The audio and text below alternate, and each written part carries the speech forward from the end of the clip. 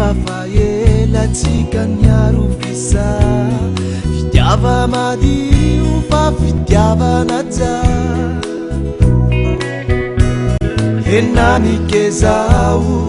tsikafabei fitiava ranovo ka mameno ity foko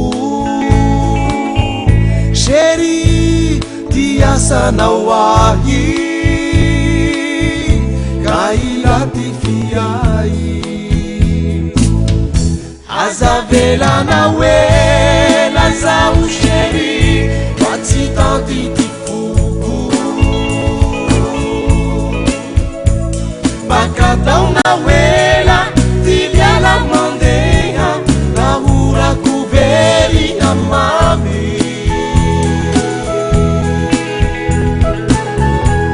nainako hita isanandro tsy tapake lakutihale manina kwanao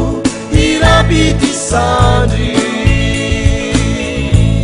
tiakwanya mami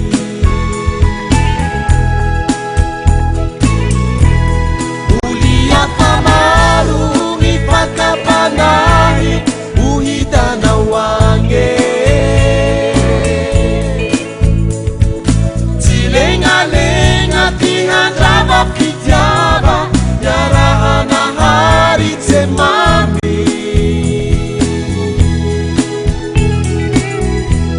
mandinyana watu aukatisarinau wataukufitarat entiakutsitamak fitiava tsiberi tsifuikonya mami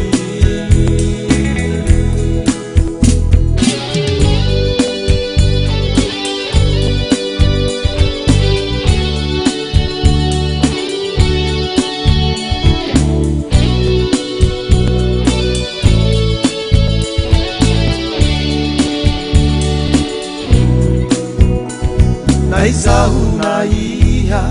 tsinanampoe hifanambale fafisarona tao nilampinako anao satria raiky fanahy nanjary nitiry ny famaho Jesoa fitiavantsika roa iny sheri raiky antrano fitiava roe miharo azavelana wela zao sheri matsitanty